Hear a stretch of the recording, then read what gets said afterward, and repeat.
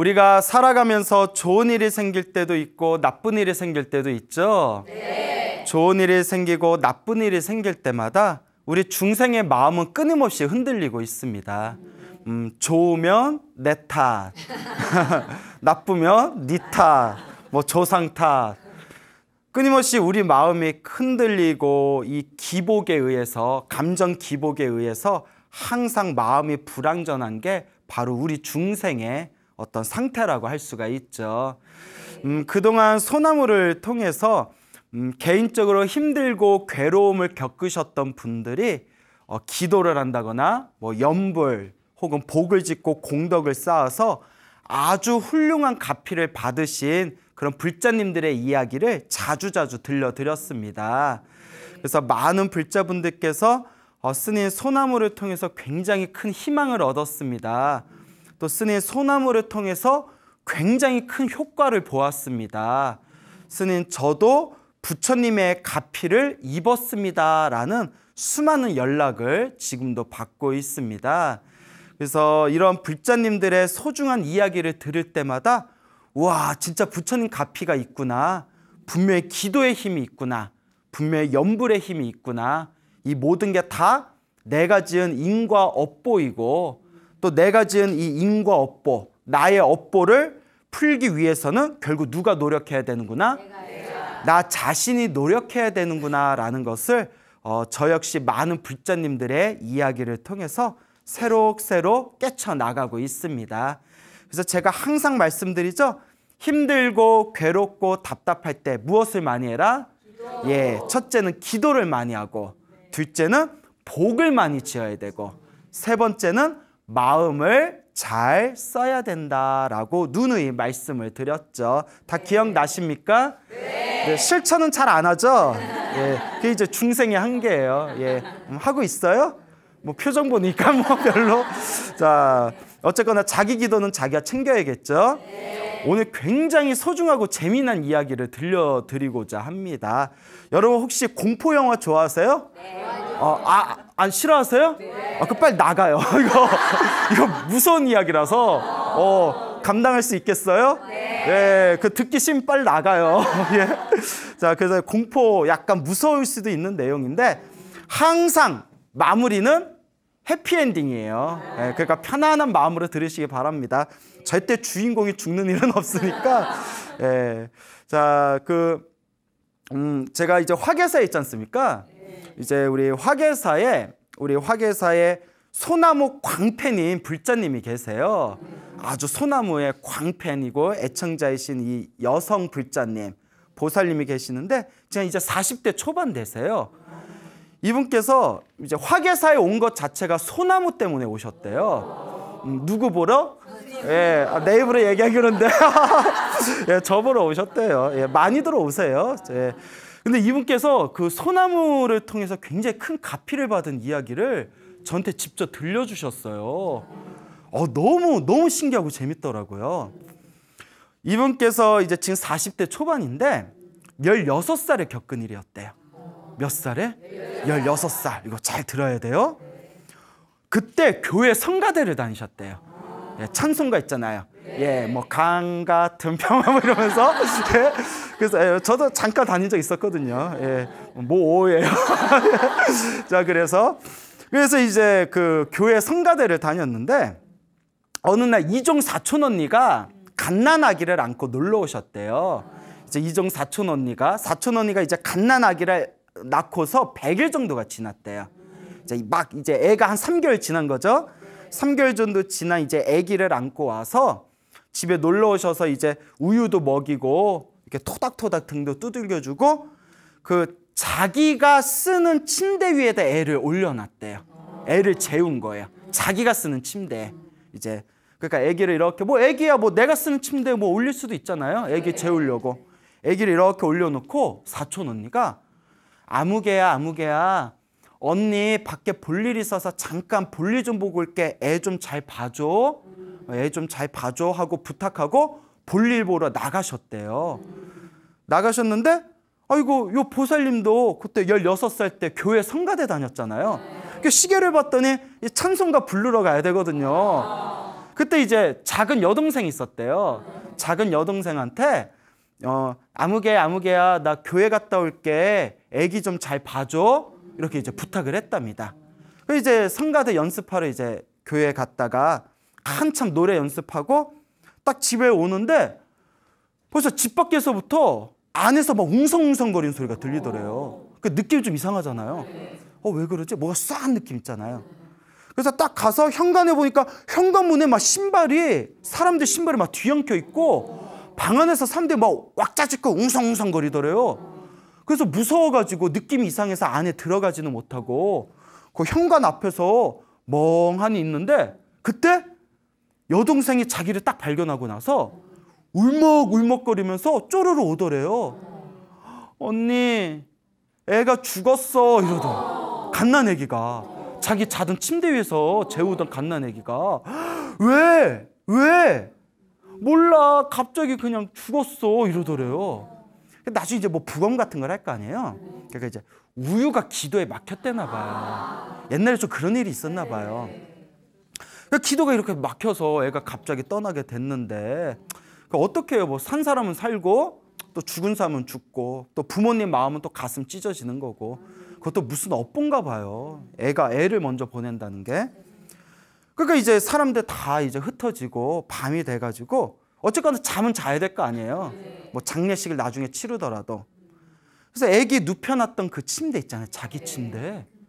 딱 잤는데 그날 인생 처음으로 엄청나게 심한 가위 눌림을 당했대요. 뭐 스트레스성일 수도 있고 정말 뭐 보이지 않는 뭔가 기운일 수도 있겠지만 모르겠지만 가위에 꽉 눌려버린 거예요.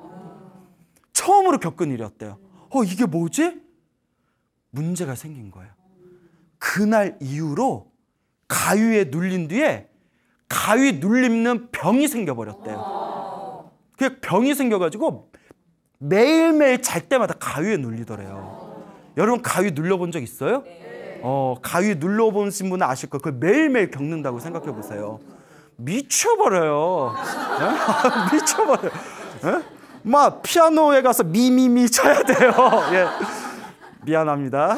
예. 그래서 이제 미쳐버리는 거죠. 침대를 바꿨대요. 그래도 가위에 눌리더래요. 나중에 이사를 갔대요. 침대도 버리고 이사도 갔는데도 가위병이 따라오더래요. 얼마나 심한지 놀라지 마세요. 그분이 실제로 해주신 얘기예요. 최대 하루에 7번을 눌린 적이 있대요. 하루에 7번. 야, 보통 일 아니죠. 그렇게 18년을 살았대요.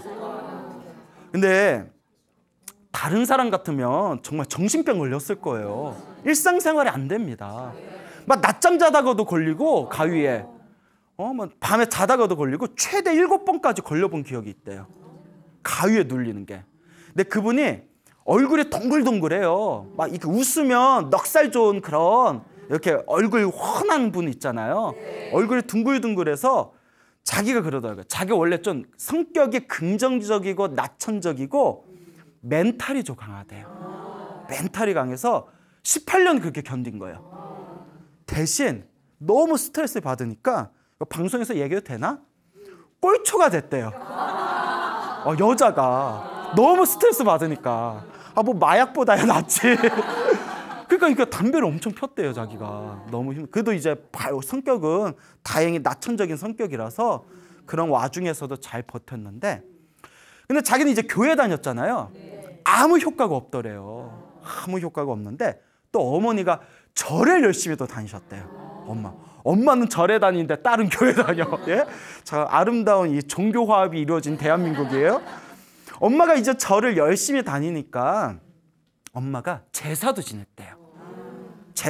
절에 가서 제사도 지냈는데 효과가 있더라 없더라? 벌써부터 있으면 재미가 없죠. 예. 효과가 없더래요. 제사 지냈는데도 효과가 없고, 그리고 스님이 부적을 써주셨대요. 부적 써니까 이거 붙여놓고 자라고. 부적 놓고 붙여놓고 잤는데도 효과가 없더래요. 그 별걸 다 했대요. 막 민간신앙 있잖아요. 막 별걸 다. 나중에는 잘 때 식칼 있죠. 부엌에 쓰는 식칼을 가슴에 올려놓고 자면 효과가 있더래요. 식칼을 올려놓고 자면 귀신이 무서운가 봐. 식칼 보고. 잘 때 식칼을 가슴에 딱 올려놓고 잤는데 효과 있었다 없었다? 더 눌렸대요. 와 하고 더 눌렸대. 효과가 없더라는 거예요. 그래서 평소에 어느 스님이 기도를 많이 하신 스님이 비방을 하나 만들어 주셨대. 비방, 비법. 그 부적에다가 무슨 이렇게 팥 같은 걸 싸가지고 이렇게 오색실로 묶어서 이렇게 잘 동여매서 베개에다 베고 자면 된대요. 그래서 스님이 이렇게 해주셔서 그걸 이제 베개에다 딱 베고 잤는데 효과가 있더라 없더라? 예, 없어요. 왜 이렇게 성격이 급해요. 효과가 없더래요. 조금 효과 봤대요. 조금. 좋다는 걸 다 해봤는데도 효과가 없더랍니다. 그렇게 18년을 살았대요. 예, 힘들죠. 자, 그런데 이분이 성근이 있어요. 뭐가 있다? 착한 뿌리라고 해요. 불교에서는. 착한 뿌리가 있어가지고 때마침 드디어 기연을 만나게 됩니다. 기이한 인연을. 어느 스님을 찾아갔는데 스님하고 이런저런 얘기를 하다가 스님께서 야, 너 이거 본 적 있냐? 하고 인터넷 동영상을 휴대폰에서 틀어주시더래요. 휴대폰에서 인터넷 동영상을 딱 틀어주시는데 그게 불교TV 소나무였어요. 광우스님 소나무였어. 비웃어? 비웃은 거 아니죠? 예, 찔려서 그래요. 광우스님 소나무를 딱 봤는데 너무 재밌더래요. 내 입으로 이렇게 얘기해야 되나? 들은 얘기가 너무 재밌어서 시간 가는 줄 모르게 봤대요. 너무 재밌다. 막 보다가 그 보살님이 무엇이 있었다고요? 성근, 착한 뿌리가 있었던 거예요. 성근이 있어가지고 그때 소나무에서 혹시 기억나시는 분 계실지 모르겠는데 법화경 아시죠? 네. 묘범 연화경이라도 하는데 법화경을 이렇게 베끼는 사경기도를 해서 갚이받은 이야기가 나왔나 봐요. 제가 그동안 그런 얘기 많이 했잖아요. 법화경 사경하는 그 내용을 딱 보는 순간 머리가 번쩍하면서 가슴에 나도 해야 되겠다라는 마음이 딱 생기더래요. 그냥 저절로 자기도 모르게 나도 이제 법화경 기도 시작해야지. 이게 성근이에요. 이게 아주 중요한 겁니다. 업장이 두껍고 업보가 두꺼우면요 아무리 좋은 얘기를 해도 못 알아들어요. 소나무 180회 동안 기도해라 기도해라 해도 니나 해라 니나 해라 말을 안 들어요. 기도하면 좋다고 했는데도 엉뚱한 소리예요. 뭐 기도해서 좋으면 이 세상에 못 사는 사람 없겠네 뭐 이런 식으로 삐딱해요.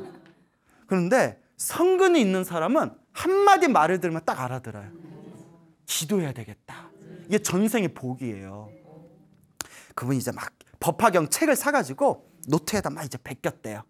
1시간도 하고 2시간도 하고 3시간도 하고 이제 집에서 이제 놀고 있었대요. 남편이 돈 벌어오고. 그래서 이제 계속 이제 썼대요. 근데 희한한 게 법화경을 쓰면서 가위 눌리는 게 약해지는 느낌이 들더래요. 실제로 약간 약해지는 느낌이 들고 신기한 게 아까 가위 눌림 때문에 스트레스가 극심해서 골초였다고 그랬잖아요. 한 일주일을 썼는데 그토록 맨날 피던 담배가 갑자기 역겨운 냄새가 확 올라오면서 이거 뭐야 하면서 법화경 사경한 지 며칠 만에 담배가 저절로 끊겼대요. 이야 대단하다. 자, 이제부터 금연하시고자 하시는 분들은 법화경을 써보시기 바랍니다. 근데 어떤 신도님은 이렇게 담배 피면서 법화경 써. 이렇게 하면서 농담이고요. 사람 따라 다르겠죠. 근데 그분은 그런 경험을 했대요. 막 역겨운 냄새가 확 밀려오면서 이거 뭐야 하고 그날 이후로 법화경 사경하고 한 일주일 만에 며칠 만에 담배를 딱 끊었답니다. 그게 계속 썼대요. 쓰니까 가위도 좀 가라앉는 것 같고. 근데 이제 중요한 게 있어요. 중요한 게 뭐냐면 사람 붓글씨 있잖아요. 붓글씨든 사경이든 이렇게 쓰다 보면 마음이 안정되는 게 있어요. 막 시간 가는 줄 모르게 막 이렇게 몰입되는 게 있거든요. 이렇게 쓰는데 근데 이 보살님이 이런 말씀을 하세요. 이게 좀 무서운 얘기예요. 자기가 18년 동안 가위를 눌렀더니 가위 눌림의 패턴이 있더래요. 어떤 패턴이냐면 하도 눌리니까 패턴을 발견한 거예요. 가위 눌림에 웃음이 나와요. 자, 이제 뭐였냐면 가위가 딱 눌리려고 했대. 자다가 가위가 눌리려고 했대. 자기도 모르게 의식이 반쯤 깬대요. 의식이 반쯤 깨면서 귀에서 삑 소리가 난대요. 무슨 소리? 삑. 삑 소리가 나더니 눈앞에 하얀 형체가 보인대요. 하얀 안개 같은 덩어리가 딱 보이면서 순간 귀에서 여자 웃음소리가 까르르르 하고 들린대요. 항상 그랬대요. 딱 가위 눌릴 때마다 의식이 살짝 깨고 귀에서 삑 소리가 나고 눈앞에 하얀 형태가 보이고 귀에서 항상 여자 웃음소리가 까르르르 까르르르 하고 웃음소리가 들린대요. 그럼 막 가위에 눌리는 거예요. 그게 항상 그랬대요. 뭐가 있나 봐. 있긴 뭐가 있어. 하여튼요. 자, 근데 이제 보살님이 법화경을 이제 몇 개월 동안 썼대요. 몇 개월 동안 이제 계속 쓰는데 드디어 어느 날이었대요. 드디어 그날이 온 거예요. 딱 잠에 들었는데 평상시와 똑같이 의식이 살짝 깨고 귀에서 삑 소리가 나고 눈앞에서 하얀 덩어리 같은 게 보이면서 귀에서 까르르 소리가 들리더래요. 그래서 이제 그때 왔구나. 그분이 오셨구나. 그러면 18년 동안 항상 공포에 눌렸대요. 그 무섭잖아요. 그 공포심과 두려움에 딱 눌려가지고 막 덜덜덜덜 떠면서 이 가위가 끝나기만을 바랬대요. 언제 끝나나. 그런데 18년 만에 처음으로 그날따라 중요한 겁니다. 처음으로 가위에 눌렸을 때 내면에서 엄청난 변화가 일어나더래요. 무언가 내면에서 막 용기와 힘이 막 솟구치더래요. 처음으로 가위에 눌렸는데 무섭지가 않더래요. 힘이 딱 느껴지더래요. 이게 가피예요. 법화경 기도한 에너지가 그때 딱 생긴 거예요. 이게 부처님 가피입니다. 18년 동안은 어땠다? 공포와 두려움 속에서 떨고 있었다가 처음으로 마음에서 내면에서 엄청난 힘이 딱 생겨나더랍니다. 그 순간 그 하얀 형태가 있잖아요. 하얀 덩어리를 향해서 이렇게 외쳤대요. 야, 이 새끼야! 안 꺼져! 하고 고함을 버럭 질렀대요. 뭐라고 했다고요? 야, 이 새끼야! 이거 괜찮나요, 방송에서? 예, 안 꺼져? 뭐 이 정도는 괜찮죠? 예. 이 새끼야! 안 꺼져! 하고 고함을 꽉 찌르는 순간 하얀 형태가 뻥! 하고 터져서 사라져버렸대요. 그리고 가위가 싹 풀렸는데 그날 이후로 지금까지 한 번도 가위를 눌리지 않았대요. 믿습니까, 여러분? 완전히 사라졌대요. 완전히. 네. 그래서 자기는 이것만으로도 부처님께 너무나 감사드린대요. 사람이 두 발 뻗고 잘 수 있다는 거. 그래서 지금도 부처님 은혜 갚는 마음으로 지금도 사경을 엄청 열심히 해요. 지금 9번째 사경인데 9번째. 근데 보살님이 이러시더라고요. 스님, 그런데 부처님한테 뭘 바라지도 않았는데 사경하면 할수록 자꾸 집에 좋은 일이 생겨요 라고 하더라고요. 자꾸 집에 뭐가 생겨요? 좋은 일이 생겨요. 그러니 힘들고 괴로울 때 무엇을 해라? 기도해라 라고 당부의 말씀을 드리고 싶습니다. 그래서 제가 너무 고맙고 보고 싶어서 지금 화계사 다녀요. 예, 여기까지. 예. 자, 그렇게 이제 열심히 기도하신 불자님의 이야기가 있습니다. 알겠죠? 네. 자, 그리고 이 보살님이 또 화계사에서 기도하면서 신기한 걸 경험했대요. 여러분 백중기도라고 아세요? 네. 아시는구나. 내가 너무 우습게 봤나? 불교에는 1년에 한 번 백중기도라는 게 있어요. 그래서 음력 7월 15일 날 우람분절이라고 해가지고 하한거, 3개월 하한거가 끝나면 스님들께 공양을 올리고 스님들이 돌아가신 영가들, 돌아가신 분들을 위해서 기도를 올리는 날이에요. 그때 신도들의 인연 있는 영가들이 다들 좋은데 천도되어진다는 특별한 날이거든요. 그래서 우리 한국 불교에서는 이 백중기도를 굉장히 중요하게 여깁니다. 그래서 어디 사찰에 가면 백중기도 올릴 때 이렇게 위패에다가 돌아가신 영가 조상님들 이렇게 이름을 써가지고 벽에다, 법당벽에다가 이렇게 영단에다가 붙여놓거든요. 거기다 이제 스님들이 모여가지고 독경을 하는 거예요. 근데 이 보살님이 이제 절에 다니니까 화교사 법당에다가 이제 영단 있잖아요. 그 영단에다가 영가 이름 위패를 이렇게 다 붙였는데 집에 와서 깜짝 놀란 게 시아버지 위패를 안 올렸대요. 어머 내가 미쳤지. 어떻게 시아버지를 놓치지? 자기가 놀랬대요. 이거 어떡해. 내가 이거 어떡하지 해서 그는 이제 후다닥 가가지고 시아버지 이제 위패를 다 올렸답니다. 시아버지 미안합니다. 아버지 제가 정성껏 다시 올립니다 하고 시아버지 위패를 딱 올렸는데 남편하고 주말 부부래요. 주말 부부. 요새 뭐 주말 부부가 복이라고 하대요. 그런가요? 아니 나 주말 부부라서 그 애틋한 마음 보고 싶어서 어떻게 할까? 복이 많아서 주말 부부예요 이러더라고요. 진짜 그렇습니까? 맞습니까? 네, 그 결혼 왜 해? 자 이제 웃자고 한 말이고요. 그래서 이제 남편이 그렇게 이제 자기를 되게 아낀대요. 별꼴이야. 야 그렇죠?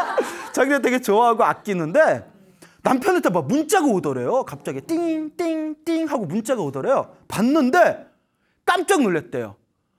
도저히 남편이라고 상상할 수 없는 되게 부정적이고 안 좋은 글들을 막 보내더래요. 너 뭐야? 너 어디 있어? 너 절에 있어? 너 선택해. 나야 절이야. 너 도대체 왜 그래? 너 내 성질 긋는 거야?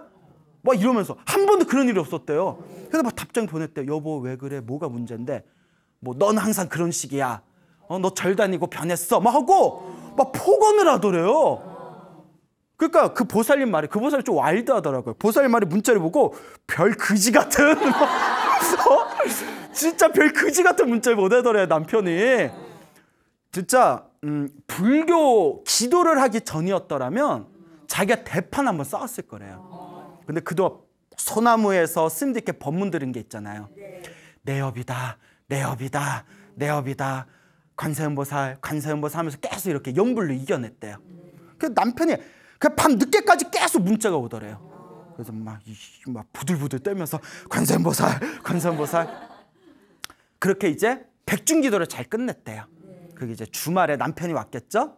남편이 여보 나왔어 막 이러더래요. 뭐 지킬 봤어 하이드야? 뭐 왔다 갔다 해요. 그래서 부인이 이제 보살님이 그랬대요.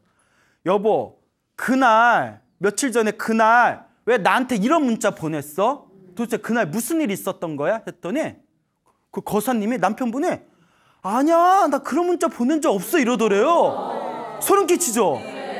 그 보살님이 어이가 없어가지고. 근데 평상시에 남편의 모습이 아니었대 문자가.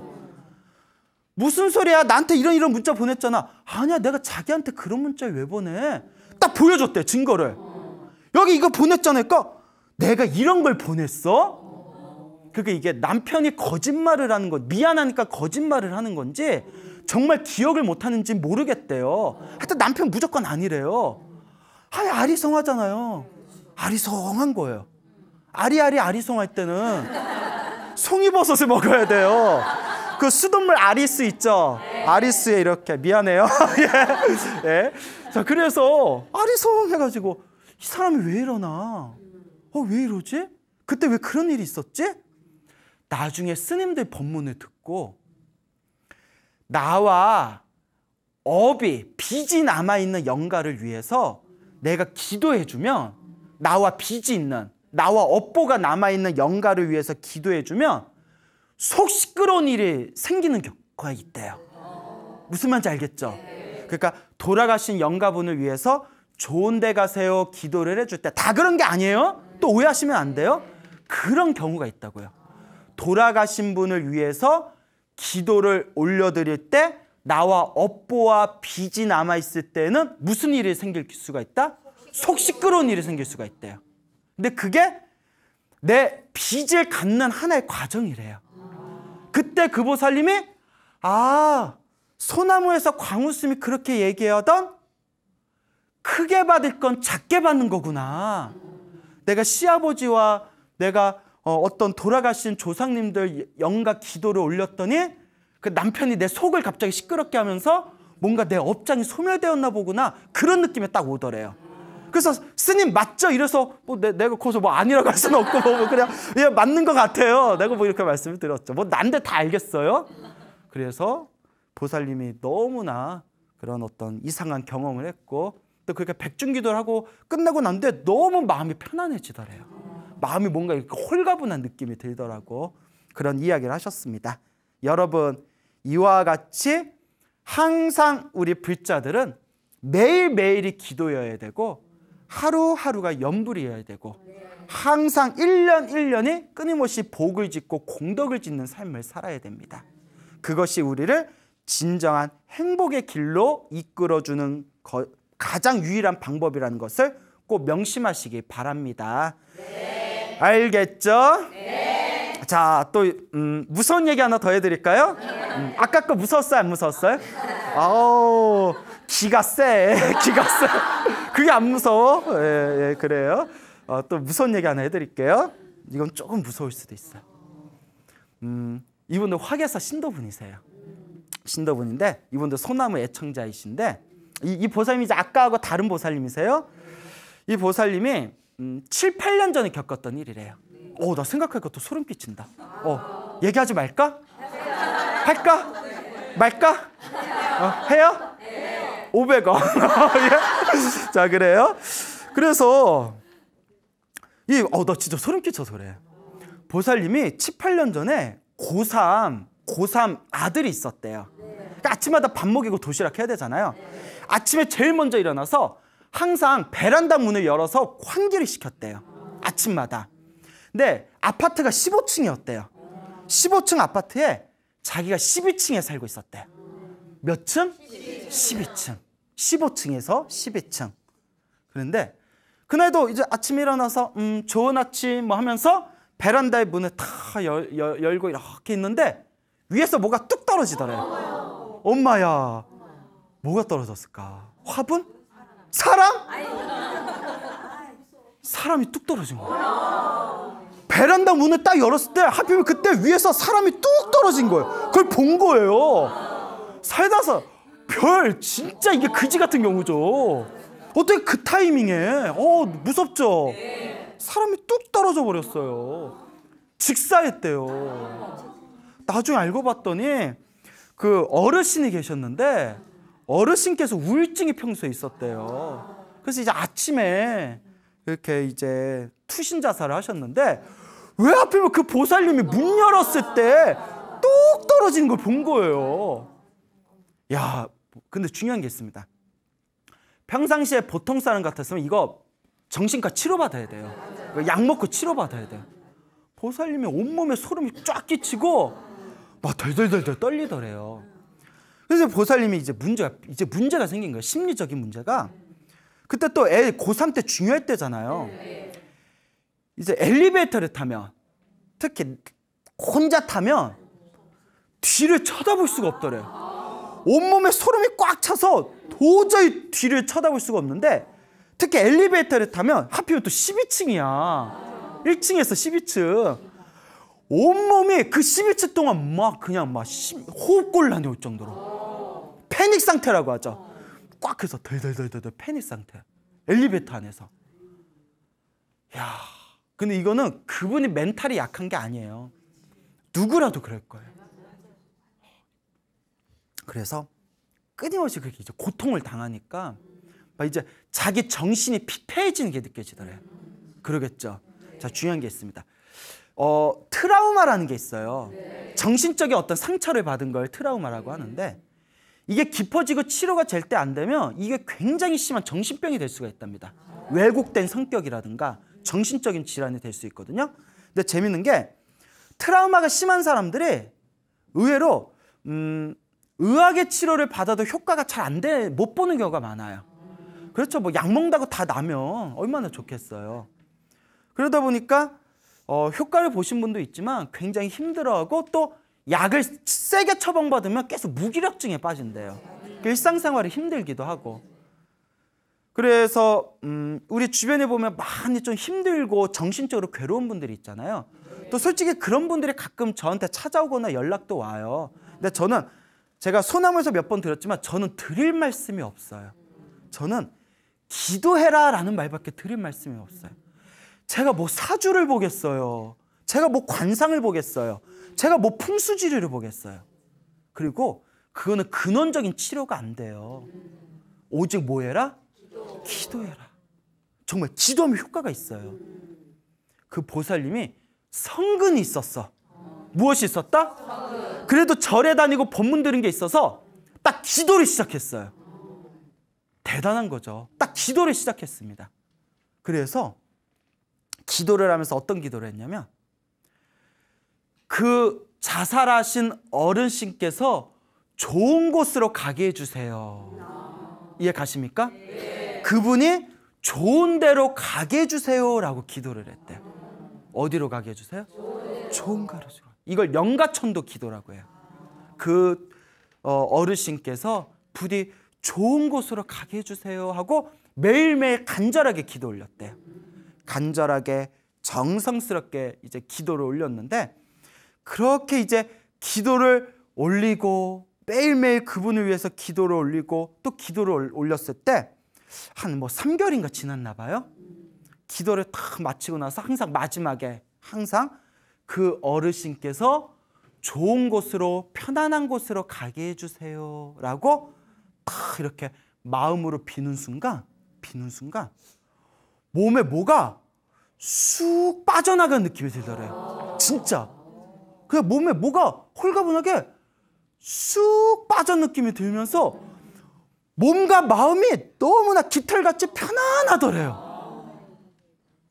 여러분, 이런 세계가 있습니다. 과학으로 표현할 수 없는 세계가 있어요. 아니 뭐 그게 진짜 귀신이었는지 아니었는지 자기 정신적인 그냥 착각이었는지 그건 몰라요. 사실 그게 귀신이 아니고 그분이 충격받은 정신적인 스스로 만들어낸 무의식의 고통일 수도 있어요. 그렇지만 이건들 어떠고 저런들 어때요? 낫잖아요. 아니 짜장면 먹든 짬뽕 먹든 어때요? 배부르잖아요. 이거 비유가 맞나? 아닌 것 같은데. 뭐가 쑥 빠져 나가는 느낌이 들면서 몸과 마음이 깃털같이 편안하더래요. 그리고 밤 12시에도 혼자 엘리베이터를 타서 아무렇지도 않게 정말 무슨 일이 있었다는 듯이 그냥 뒤를 쳐다볼 수 있게 되었대요. 치유가 된 거예요. 내가 그 얘기를 직접 들은 거예요. 보살님께. 너무 대단하다. 그거다. 그게 불자의 모범 답안이다. 힘들고 괴로우면 기도해라. 복을 지어라. 아까 첫 번째 이야기의 보살님도 가위 눌리던 보살님. 제사 지내봤잖아요. 효과가 없었대요. 무슨 말인지 알겠죠? 그 식칼 위에다 올려놓고 잡았잖아요. 효과가 없었대요. 부적 다 붙여놓고 베개에도 넣어봤잖아요. 효과를 못 봤대요. 무엇으로 효과 봤다? 내 업은 내가 풀어야 돼요. 그래서 이게 끊임없이 소나무에서 전하고자 하는 메시지였습니다. 네 업은 네가 풀어라. 광우쌤 찾아올 필요도 없어요. 또 너무 안 찾아오면 서운하긴 할 텐데 네 기도는 네가 하라는 거예요. 광우쌤 맨날 봤자 소용없어요. 무슨 말인지 알겠습니까? 네. 자기의 업은 자기가 풀어라. 기도하십시오. 그 보살님도 지금 말씀드린 보살님도 그 엘리베이터에서 막 패닉 상태가 왔잖아요. 그게 막 계속 몇 날 며칠이 반복이 됐잖아요.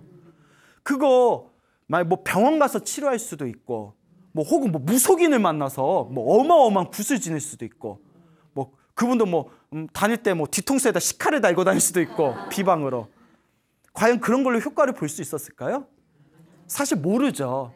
다만 제가 드릴 수 있는 얘기는 불자로서의 모범 답안이었다. 자기의 업은 누가 푸는 것이다? 자기가 푸는 것이다라는 거죠. 반드시 우리 불자분들은 명심하십시오. 힘들고 괴롭고 답답하고 내 앞에서 도저히 어찌할 수 없는 장애가 있을 때 그걸 뛰어넘을 수 있는 것은 스님의 도움이 아닙니다. 약물의 도움이 아니에요. 무슨 부적의 도움이 아닙니다. 철저히 정성스럽고 정성스러운 기도만이 나를 진정한 자유와 평온의 길로 이끌어 줄 것이다 라고 우리 불자님들은 바르게 마음을 가지시길 바랍니다. 알겠죠? 네. 자, 그래서 우리 불자님들께서 주변에 보면 기도를 굉장히 많이 하시는 분들이 계시잖아요. 네. 요새 그런 질문을 저한테 잘 안 하더라고요. 예전에 뻔질나게 하던 질문이 무슨 기도해야 돼요? 그래서 내가 소나무에서 하도 이제 이런 질문 좀 하지 말아라. 기도는 결과 하나로 다 통한다. 이렇게 이제 말씀드렸더니 이제 그런 질문들을 잘 안 하시더라고요. 그래서 아까 우리 첫 번째 이야기의 불자님은 법화경 기도로 갚이 받았죠. 그리고 두 번째 불자님한테는 이제 무슨 기도하셨냐 했더니 뭐 천수경도 하고 뭐 관세음보살 연불도 하고 이것저것 하셨대요. 그 결론은 어떤 기도를 하든 결국 하나로 통하게 됩니다. 어떤 기도를 하든 무슨 기도를 하든 결국 하나로 통하게 되는 거죠. 그래서 제가 이런 이야기를 해요. 천수경 기도하시던 분이 광우 스님이 소나무에서 금강경 기도가피 받은 이야기 했더니 나 오늘부터 금강경 해야겠다. 그래서 막 금강경 하고 또 금강경 막 읽다가 또 광우 스님이 막 18년 동안 가위 눌렸던 신도가 법화경 사경에서 완전히 가피를 얻었습니다. 이런 얘기하면 아무래도 나 법화경이 맞는 것 같아. 또 법화경 바꿔버리고 또 예전에 또 제가 지장경 이야기 한창 했었거든요. 또 누가 뭐 지장경 기도를 해서 엄청나게 가피를 받았다 하더니 법화경 너무 두꺼워. 지장경을 해야겠다.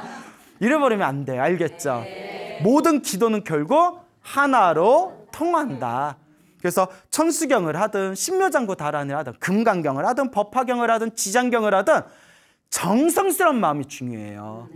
제일 문제가 내가 하는 게 최고다 하면 그게 문제예요. 팔만대장경이 부처님이 다 필요해서 설하신 거잖아요.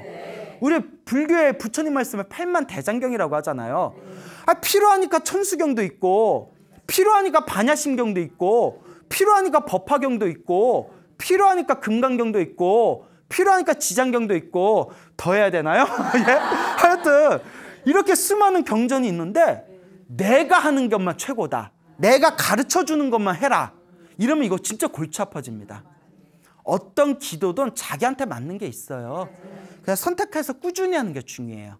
근데 이제 불자님들이 이러죠. 선생님 하다가 기도를 바꾸고 싶을 때는 어떻게 해요? 그럼 제가 꼭 드린 말씀이 100일은 채워라. 며칠? 100일 이상은 해봐라. 그 다음에 100일 이상 해보고 기도를 바꾸고 싶을 때는 마음속으로 부처님 뭐 제가 오늘까지는 지장경 기도했고 내일부터는 법화경 기도 들어가겠습니다. 마음으로 고해라. 이런 식으로 이제 사이클을 돌리다 보면 자기한테 맞는 기도가 딱 생기게 돼요. 그러니까 결론이 무슨 기도가 더 좋다에 너무 막 이렇게 왔다 갔다 하지 마세요. 가만히 보면 제가 20년 동안 절에있으면서 우리 불자님들 보면 은근히 팔랑귀가 많아요. 팔랑팔랑 걸려. 팔랑팔랑. 예? 금강경이 좋대. 팔랑팔랑. 지장경이 좋대. 팔랑팔랑 이래요. 그래서 내가 불자님들 귀가 팔랑팔랑 갈 때 저러다 날아가겠다.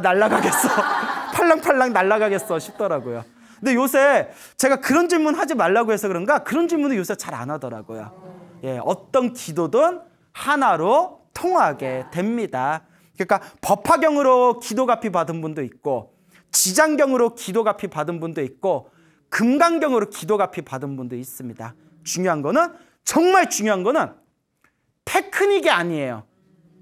정성스러운 마음입니다. 껍데기에 속지 마시고 내 내면의 진정한 불심과 믿음과 간절함과 정성스러움에 의지하시길 바랍니다. 반드시 부처님의 가피는 있다는 것을 꼭 명심하시길 바랍니다. 알겠죠? 네. 여러분 행복해지고 싶습니까? 네. 행복한 삶을 창조하고 싶습니까? 네. 복을 지으십시오. 선업을 지으십시오. 공덕을 쌓으십시오. 복과 선업과 공덕의 힘이 여러분들을 진정한 행복의 길로 이끌어 줄 것입니다. 여기서 마치겠습니다. 소중한 나 무한행복. 있습니다.